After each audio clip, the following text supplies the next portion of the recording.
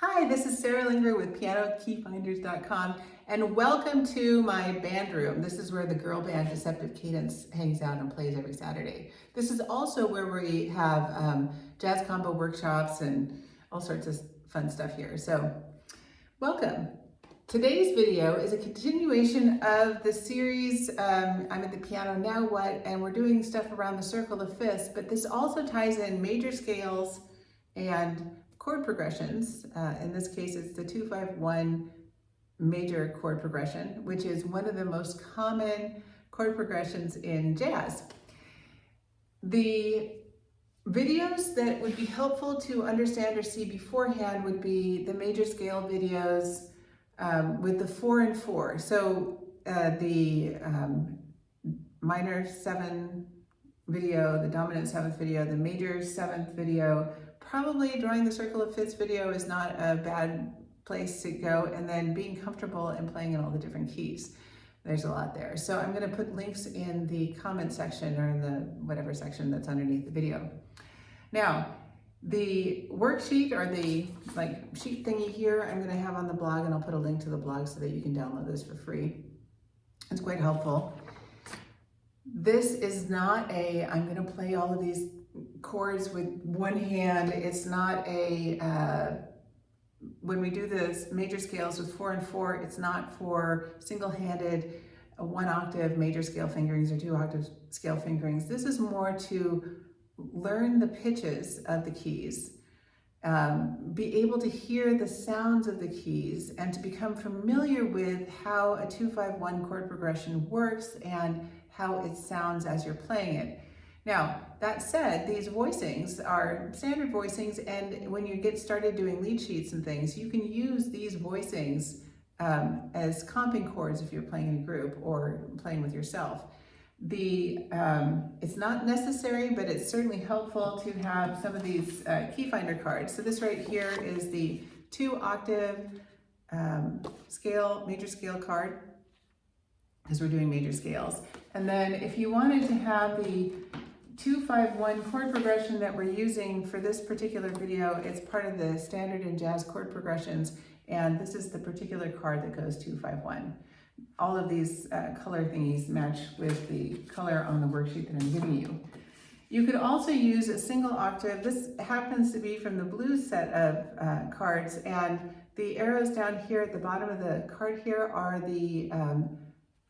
they show you the major scale. This right here shows you the notes of the blues scale, but you still get the major scale here at the bottom. So that's also kind of helpful. So the reason why I'm doing this video separately from the actual keys is because you don't want to have to listen to this every time you want to practice one of the keys. And then I'm doing 15 videos of one for each key, and that includes the 3 enharmonics at the bottom of the circle where you have B and C flat, F sharp, G flat, and C sharp, D flat, because you never know when you're going to see those chords and how they come. And another thing is that if I do all of them, then hopefully you'll be remembering the names, D minor 7, G7, or B minor 7, E7, or whatever it is, so that when you start seeing it in your lead sheets, you're going to be like, wait a minute, that's a 2-5, or that's a 2-5-1, and if it's a minor 7, then I know that it's going to be a major 2-5-1 progression. So being able to practice each one of those keys individually is really helpful when it comes to actually playing your music. Now, this is still, it's confusing, but it's not confusing. Another thing that we're doing here is that we're using the same fingerings for everything. That's why we do the major scales with 4 and 4. So it's like 4th finger on one key, and then the 4th finger in the other hand on the octave higher than that. Okay, so here, the worksheet, or the reference sheet, blue for bass, right hand red, 4th finger is going to go on the octave, so the first and the last note of that scale. And these are called closed voicing chords because all of the chords fit within all of the notes of a single octave. Now, this can be played as we're doing here with both hands, but the thing that's nice about this is that you can play those 3 chords with one hand without having to move. That gives you a lot of freedom and flexibility to play the chords with your right hand and come up with a bass line with your left, or play the chords with your left hand and improvise or play melodies and things with your right. Now, in the numbers in here show the scale degrees of these notes relative to the major scale, but down here, the numbers inside of the notes show you the scale degrees relative to the key of that particular chord. And what I mean by that is, if we were in the key of C, D is the second note of the scale, so that would be the 2. And in the key of D, the D minor 7 chord is a 1, flat 3, 5, flat 7.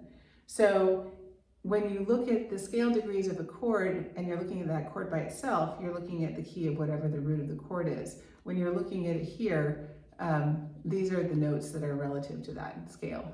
Okay, so the 5-7 chord, or the dominant 7th chord here, is a second inversion chord. And what that means is that you still have the 1, 3, 5, flat 7, but it's been flipped up, so the root or the 1 of the chord is the second note down from the top. And then over here we have the 1 major 7, which is the 1, 3, 5, 7 of your major scale. Now, when I do the individual videos of each key, I will change the camera angle and you won't see my face in the videos. But for this, I'm going to just demonstrate how it works so that you can hear it. So, I think I'm going to use the single octave on this particular card, though I could just as easily use the other one. And I'm going to put my 4th fingers on, in this case, let's see, C and C. So 4th finger in my left hand, 4th finger in my right, and I'm going to play the C major scale. Okay, the second note of the scale is D. The 5th note of the scale is a G, and the 1 is a C. So the chords are going to be a D chord, a G chord, a C chord, and it sounds like this. Okay, so those are close voicings, 2-5-1 major chord progression in the key of C.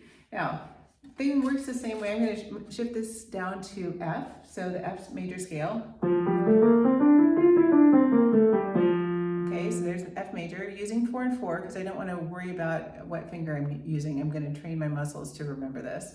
So the second note of an F scale is G, the 5th note is a C, and the first note of the scale is F. So the 2-5-1 chord progression is a G minor 7, followed by a dominant 7th on C, and an F major 7. So it sounds like this.